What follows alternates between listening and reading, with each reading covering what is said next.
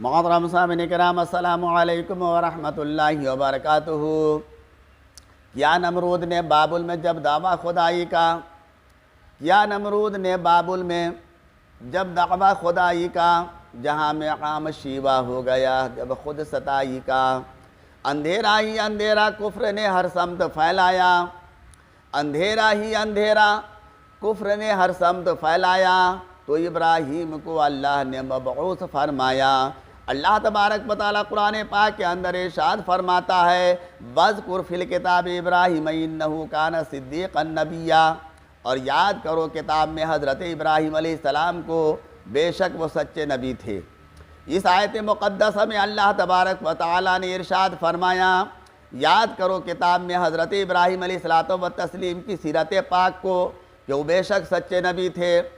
اللہ تبارک و تعالیٰ کے مقبول اور خاص بندوں کا ذکر کرنا اور ان کی یاد بنانا اللہ تبارک و تعالیٰ کی رضا اور خوشنودی حاصل کرنے کا ذریعہ ہے۔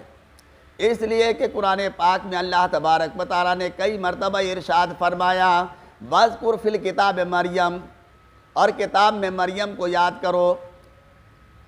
اذْكُرْ فِي الْكِتَابِ موسیٰ إِنَّهُ كَانَ مُخْلِصًا وَكَانَ رَسُولًا نَبِيًّا، اور کتاب میں موسیٰ علیہ السلام کو یاد کرو، بے شک وہ چنا ہوا اور غیب کی خبریں بتانے والا رسول تھا۔ وَاذْكُرْ فِي الْكِتَابِ إِدْرِيسَ إِنَّهُ كَانَ صِدِّيقًا نَبِيًّا، اور یاد کرو کتاب میں حضرت ادریس علیہ السلام کو، بے شک وہ صدیق تھا اور غیب کی خبریں دیتا تھا۔ اس آیت مبارکہ میں اللہ تبارک و تعالیٰ نے فرمایا کہ اے قرآن کے پڑھنے والو، مریم کے واقعہ کو یاد کرو، سیدنا موسیٰ علیہ السلام، حضرت ادریس علیہ السلام، حضرت اسماعیل علیہ السلام، حضرت ابراہیم علیہ السلام کو یاد کرو۔ الحمدللہ ہم اہل سنت والجماعت قرآن کریم کو مانتے ہیں، احکام خدا بندی کو تسلیم کرتے ہیں، ہم اللہ والوں کی یاد مناتے ہیں، اس کا ذکر کرتے ہیں، اور محبوب خدا صلی اللہ تعالیٰ علیہ وسلم کی میلاد کی محفل منعقد کرتے ہیں۔ کبھی ہمارے محلوں اور گھروں اور ہماری مسجدوں میں جشن عید میلاد النبی کا اہتمام ہوتا ہے، کبھی معراج النبی کا جلسہ ہوتا ہے، کبھی یوم صدیق اکبر، کبھی یوم فاروق اعظم، یوم عثمان غنی، یوم علی مرتضیٰ رضی اللہ تعالیٰ عنہ منایا جاتا ہے، کبھی ہم خواجہ غریب نواز رضی اللہ تعالیٰ عنہم اجمعین کا عرس مناتے ہیں، کبھی ہم مجدد الف ثانی کا یوم مناتے ہیں، کبھی ہم غوث سمدانی قطب ربانی عبدالقادر جیلانی غوثی اعظم رضی اللہ تعالیٰ عنہ کی 11ویں شریف کی محفل منعقد کرتے ہیں۔ یہ سب جلسے اور جلوس، عرس اور محفلیں اللہ والوں کی یاد تازہ کرنے کے لیے منعقد کرتے ہیں۔ اللہ والوں کی یاد منانا، عید میلاد النبی شایان شان طریقے پر منانا، عرس کی محفلوں کا انعقاد کرنا، یہ سب قرآن کریم کے حکم کے عین مطابق ہے۔ ہاں تو میں یہ عرض کر رہا تھا کہ اللہ تبارک و تعالیٰ نے فرمایا، اذکر فی الکتاب ابراہیم انہ کان صدیقا نبیا، اور یاد کرو کتاب میں حضرت ابراہیم علیہ السلام کو، بے شک وہ سچے تھے۔ اللہ تبارک و تعالیٰ مالک الملک ہے، وہ جسے چاہے اپنے ملک میں بادشاہی عطا فرما دے۔ خوش نصیب اور خوش بخت ہے وہ مقدس انسان جنہیں یہ انعام خداوندی حاصل ہوا، انہوں نے تاج شاہی پہن کر اپنے حقیقی رب تبارک و تعالیٰ کی بارگاہ اقدس میں سر نیاز جھکایا اور سبحان ربی العلیٰ کی صدا بلند کی، مخلوق خدا پر عدل و انصاف کیا، یتیموں سے محبت، بے کسوں سے الفت کی، بیواؤں کی خبرگیری، غریبوں ناداروں کی دستگیری کی۔ یہ سب سے زیادہ بدبخت وہ انسان ہے جنہیں اللہ تبارک و تعالیٰ نے دنیا کی شہنشاہی دی، انہوں نے اپنے خالق و مالک کا شکریہ ادا کرنے کے بجائے غرور اور تکبر کیا، انا ربکم الاعلی کہا، مخلوق خدا پر ظلم و ستم کیا۔ ان بدبخت انسانوں میں ایک نمرود لعین بھی تھا، جسے اللہ تبارک و تعالیٰ نے مشرق سے لے کر مغرب تک کی بادشاہی عطا کی، اور وہ لعین بے دین اپنا سر نیاز بارگاہ خداوندی میں جھکانے کے بجائے خود رب بن بیٹھا، اپنی رعایا سے کہا کہ میں تمہارا رب ہوں، لہٰذا مجھے سجدہ کرو۔ چنانچہ شاہی حکم کی تعمیل کرتے ہوئے لوگوں نے اس لعین کو سجدہ شروع کر دیا۔ جس سے اس کے تکبر اور غرور میں مزید اضافہ ہو گیا۔ یہ لعین فخر کے ساتھ تاج شاہی پہن کر تخت پر بیٹھتا اور نجومیوں اور کاہنوں کو اپنے پاس رکھتا۔ ایک دن کاہنوں نے نمرود لعین کو بڑا پریشان دیکھا، پوچھا کہ بادشاہ سلامت، آج آپ بہت غمزدہ ہیں۔ نمرود نے کہا، ہے میرے کاہنوں، ہے میرے نجومیوں، آج رات میں نے خواب میں ایک ستارہ دیکھا جس کی روشنی کے سامنے چاند اور سورج کی روشنی ماند پڑ گئی ہے۔ اس خواب نے مجھے از حد پریشان کر دیا ہے۔ کاہنوں اور نجومیوں نے یہ خواب سن کر کہا کہ اے نمرود، اس کی تعبیر یہ ہے کہ تیرے شہر میں اس سال ایک بچہ پیدا ہوگا جو اہل زمین کے دین کو بدل دے گا، اور اس کے ہاتھوں سے تیری ہلاکت ہوگی اور تیری بادشاہی کو زوال پہنچے گا۔ جب کاہنوں اور نجومیوں نے خواب کی تعبیر بتائی تو اے نمرود، تیری سلطنت میں ایک ایسا بچہ پیدا ہوگا جو تیری ہلاکت اور تیری بادشاہی کی تباہی و بربادی کا باعث ہوگا۔ تو نمرود نے یہ حکم جاری کر دیا کہ اس سال جو بھی بچہ پیدا ہو اسے قتل کر دیا جائے۔ آئندہ سب مرد اپنی عورتوں سے علیحدہ ہو جائے، شاہی حکم سے جو بھی بچہ پیدا ہوتا اسے قتل کر دیا جاتا۔ نمرود لعین کا خیال تھا کہ اس طرح وہ بچہ دنیا میں آتے ہی قتل کر دیا جائے گا اور وہ ہلاکت سے بچ جائے گا، مگر جس کی حفاظت خود خالق دو جہاں فرمائے وہ کون مار سکتا ہے؟ فانوس بن کے جس کی حفاظت ہوا کرے، فانوس بن کے جس کی حفاظت ہوا کرے، وہ شمع کیا بجھے جسے روشن خدا کرے۔ شاہی حکم سے بچوں کو مسلسل قتل کرتا رہا، مگر سیدنا حضرت ابراہیم خلیل اللہ اپنے والد کے صلب اطہر سے شکم مادری میں پہنچ چکے تھے، مگر کسی کو خبر نہ ہو سکی۔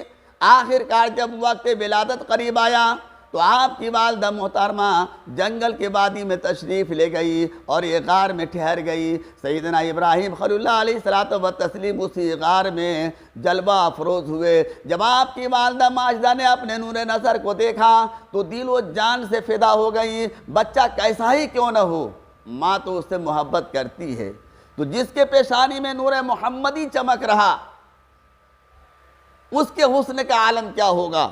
ماں جب اپنے بچے کو دیکھتی ہے تو خوش ہوتی ہے، مگر سیدنا خلیل اللہ علیہ السلام کی والدہ محترمہ جب اپنے دل بند ارجمند کی طرف نظر کرتی ہے تو آنکھوں سے آنسو کی لڑیاں بہہ نکلتی ہے، اس لیے کہ حاکم وقت کا حکم تھا کہ ہر بچے کو قتل کر دیا جائے۔ سیدنا ابراہیم خلیل اللہ علیہ الصلوۃ والتسلیم کی والدہ کو جب یہ بھی خیال آتا کہ ان کی آنکھیں پرنم ہو جاتی، نہ جانے کب کوئی شخص میرے بچے کو دیکھ کر حاکم وقت کو اطلاع کر دے اور پھر میری آنکھوں کے سامنے میرا نور نظر ذبح کر دیا جائے۔ بہرحال سیدنا ابراہیم خلیل اللہ علیہ الصلوۃ والتسلیم کی والدہ محترمہ نے بڑے صبر کے ساتھ اپنے بچے کی پیشانی کو بوسہ لیا اور گود سے اتار کر اس غار میں لٹا دیا اور اکیلی گھر کی طرف واپس آ گئی۔ پھر چند روز کے بعد آپ دوبارہ اسی غار میں پہنچی تو کیا دیکھتی ہیں کہ ان کا نور نظر گوشہ جگر بالکل صحیح سلامت ہے، اپنا انگوٹھا چوس رہا ہے۔ اس کے بعد آپ کی والدہ بڑی رازداری سے اس غار میں تشریف لے جاتی اور اپنے بچے کو دیکھ بھال کر کے آتی۔ سنانتے حضرت سیدنا خلیل اللہ علیہ الصلوۃ والتسلیم جب کچھ بڑے ہوئے تو آپ نے کیا دیکھا، پوری قوم نمرود بت پرستی میں اس قدر گم ہو چکی ہے، خدا وحدہ لا شریک کی محبت اور قلب اس سے نکل چکی ہے۔ غضب کی بات یہ ہے کہ آپ کا چچا آزر نہ صرف بت پرست تھا بلکہ بت بیچ بنانے والا اور بت بیچنے والا تھا۔ سیدنا حضرت ابراہیم خلیل اللہ نے تبلیغ کا سلسلہ اپنے گھر ہی سے شروع فرمایا۔ اس مقام پر لوگوں کو بھی سبق سیکھنا چاہیے کہ جس کی بیوی بچے بے نمازی ہوتے ہیں، ارد گرد بسنے والے 20 بے نمازی ہوتے ہیں، مگر وہ خود نماز کی تبلیغ کرنے کے لیے بستر ساتھ لیے کسی شہر نگر تشریف لے جاتے ہیں اور تبلیغ شروع کرتے ہیں اور اپنے اور پرائے کو چھوڑ کر اپنے گھر کی خبر اور پھر دوسرے شہر میں پہنچتے ہیں۔ سیدنا حضرت ابراہیم خلیل اللہ نے اپنے گھر سے تبلیغ کا آغاز فرمایا، جس کا ذکر اللہ تبارک و تعالیٰ نے قرآن پاک کے اندر ارشاد فرمایا کہ جب ابراہیم علیہ السلام نے اپنے چچا آزر سے فرمایا کیا تو بتوں کو خدا کہتا ہے؟ تحقیق کہ میں تجھے تیری قوم کو کھلی گمراہی میں دیکھتا ہوں۔ اس آیت میں لفظ اب ہے، جس طرح باپ کے لیے استعمال کرتے ہیں اس طرح اب چچا کے بھی مستقبل ہوتے ہیں۔ آزر حضرت ابراہیم علیہ الصلوۃ والتسلیم کا چچا تھا، والد گرامی کا نام تاروق تھا۔ حضور اکرم تاجدار عرب و عجم صلی اللہ علیہ وسلم کا ارشاد پاک ہے، میں ہمیشہ پاک بس پشتوں سے پاک رحموں کی طرف منتقل ہوتا رہا ہوں۔ یہاں سے یہ معلوم ہوا کہ حضور نبی کریم تاجدار عرب و عجم صلی اللہ علیہ وسلم کے والد گرامی حضرت عبداللہ سے لے کر حضرت سیدنا آدم علیہ الصلوۃ والتسلیم تک سرکار دو عالم تاجدار عرب و عجم کے تمام آباء و اجداد پاک ہیں۔ انما المشرکون نجس، بے شک مشرک ناپاک ہیں۔ تو آپ خود فیصلہ فرمائیں کہ آزر کو حضور نبی کریم تاجدار عرب و عجم کے آباء و اجداد میں کیسے جگہ مل سکتی ہے؟ تو جب سید الانبیاء صلی اللہ علیہ وسلم کے آباء و اجداد تا آدم علیہ الصلوۃ والتسلیم پاک ہے، تو پھر یہ حقیقت تسلیم کرنی ہوگی کہ سیدنا ابراہیم علیہ الصلوۃ والتسلیم کے والد گرامی بھی پاک ہیں۔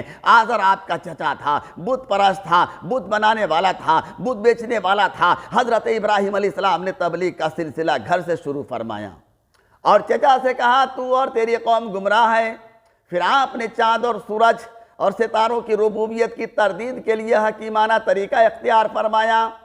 سیدنا حضرت ابراہیم علیہ الصلوۃ والتسلیم کا چچا آزر اس کی قوم بتوں کی پرستش کے علاوہ چاند اور سورج اور ستاروں کی بھی پوجا کرتے تھے۔ آپ بڑے حکیمانہ طریقہ سے انہیں سمجھایا۔ رات کے وقت جب ستارہ طلوع ہوا تو آپ نے فرمایا کیا تم اس کو رب کہتے ہو؟ پھر جب وہ چھپ گیا تو فرمایا جو چھپ جائے میں اس سے محبت نہیں کرتا، وہ عبادت کے لائق نہیں ہو سکتا۔ ستارے چھپ جانے کے بعد چاند کو چمکتا ہوا دیکھ کر فرمایا کیا تو اسے رب ٹھہراتے ہو؟ پھر جب چاند بھی چھپ گیا تو فرمایا جو چھپ جائے وہ رب ہرگز نہیں ہو سکتا۔ پھر صبح ہوئی، سورج طلوع ہوا تو اس کی چمک اور دمک کو دیکھ کر فرمایا کیا تم اسے رب ٹھہراتے ہو؟ پھر جب شام کو سورج غروب ہو گیا تو آپ نے فرمایا اے میری قوم میں ان معبودان باطل کو دھوکے سے بیزار ہوں، اور اے میری قوم میں دنیا میں دھوکہ کھانے کے لیے نہیں آیا ہوں بلکہ دنیا کو دھوکہ سے نکالنے کے لیے آیا ہوں۔ اے میری قوم عقل سے کام لو، ستارے کی چمک، چاند کی روشنی، سورج کی گرمی سے دھوکہ نہ کھاؤ۔ خداوند قدوس وہ ہے جس نے سورج اور چاند اور ستاروں بلکہ کل جہاں پیدا فرمائے، وہی سب کا خالق و مالک ہے اور معبود ہے، وہی عبادت کے لائق ہے، اسی کے حضور سربت سجود ہو جاؤ۔ اب آزر کے پاس سیدنا ابراہیم علیہ الصلوۃ والتسلیم کے حکیمانہ باتوں کو جھٹلانے کی کوئی دلیل نہ تھی۔ چاہیے تھا کہ وہ امر حق دل سے قبول کر لیتے، مگر آپ کے ساتھ لڑنے جھگڑنے کے لیے تیار ہو گئے۔ سیدنا حضرت ابراہیم خلیل اللہ علیہ الصلوۃ والتسلیم برابر انہیں یہ باور کرانے کی کوشش کرتے رہے چاند اور سورج ستارے خدا نہیں ہے، مٹی اور پتھر کے بجان مورتیاں پرست اس کے لائق نہیں۔ چنانچہ بتوں کے بارے میں ان لوگوں کے دل و دماغ میں راسخ ہو چکا تھا کہ اگر ہم ان کی توہین کے مرتکب ہوئے تو ہم برباد ہو جائیں گے۔ اب آپ اس بات پر غور کریں کہ سیدنا خلیل اللہ علیہ الصلوۃ والتسلیم نے چچا سے فرمایا تو ان بتوں کی پرستش کیوں کرتا ہے جو تجھے دیکھ نہیں سکتے، نہ تیری بات سن سکتے ہیں، نہیں تیرا کچھ سنوار سکتے ہیں۔ آپ کی ان باتوں پر آزر کو غصہ آ گیا اور کہنے لگا، سیدنا ابراہیم علیہ الصلوۃ والتسلیم نے آزر اور پرستان باطل کو رائے ہدایت پر آتے نہ پایا، حالانکہ آپ نے انہیں ہر طریقے سے سمجھانے کی کوشش فرمائی۔ کہا کہ یہ تمہارے بت تمہیں نفع نہیں دے سکتے، نہیں نقصان پہنچا سکتے، تمہارے کاہنوں اور گمراہ پیشواؤں نے تمہارے دل اور دماغ میں غلط خوف بیٹھا رکھا ہے، تم اگر ان بتوں کو چھوڑ دو گے تو یہ ناراض ہو کر تمہیں تباہ و برباد کر ڈالیں گے۔ اے میری قوم یہ تمہارے خود کے بنائے ہوئے بت خود اپنی آئی ہوئی مصیبت کو ٹال نہیں سکتے، لہٰذا آپ جتنا بھی انہیں بتوں کے سے علیحدہ کرنے کی کوشش کرتے رہے وہ اتنا ہی زیادہ بتوں کی پرستش کرتے۔ ان حالات کے پیش نظر داعی حق حضرت ابراہیم خلیل اللہ علیہ الصلوۃ والتسلیم نے فیصلہ فرمایا کہ اب مجھے کوئی تبلیغ کا ایسا طریقہ اختیار کرنا چاہیے جس سے پوری قوم پر واضح ہو جائے۔ لکڑی اور پتھر کے بجان گنگی اور بہری مورتیاں ان کو نہ کچھ سنوار سکتی ہے اور نہ کچھ بگاڑ سکتی ہے۔ حضرت ابراہیم خلیل اللہ علیہ الصلوۃ والتسلیم نے ایک دن اپنی قوم کو دوران گفتگو فرما دیا، خدا کی قسم میں ضرور تمہارے ان بتوں کی خبر لوں گا۔ حسن اتفاق کچھ عرصہ کے بعد قوم کا سالانہ میلہ آ گیا. پوری قوم میلہ منانے کے لیے شہر سے باہر چلی گئی. آپ نے اس موقع کو غنیمت جانا اور اس کے بت خانے میں تشریف لے گئے، اور ان لوگوں نے جاتے وقت بتوں کے آگے طرح طرح کے کھانے اور قسم قسم کے پھل رکھے ہوئے تھے. حضرت ابراہیم خلیل اللہ علیہ الصلوۃ والتسلیم نے جب ان بے جان مورتیوں کے سامنے طرح طرح کے میوہ جات دیکھے تو فرمایا، اے بتو، تمہارے تازہ پھل اور کھانے موجود ہیں، تم انہیں کیوں نہیں کھاتے؟ بے جان مورتیاں بھلا کیا جواب دے سکتی تھی؟ چنانچہ آپ نے ان بتوں سے ایک بڑے بت کے سوا تمام بتوں کو ٹکڑے ٹکڑے کر دیا اور بڑے بت کے کاندھے پر وہ کلہاڑی لٹکا دیا.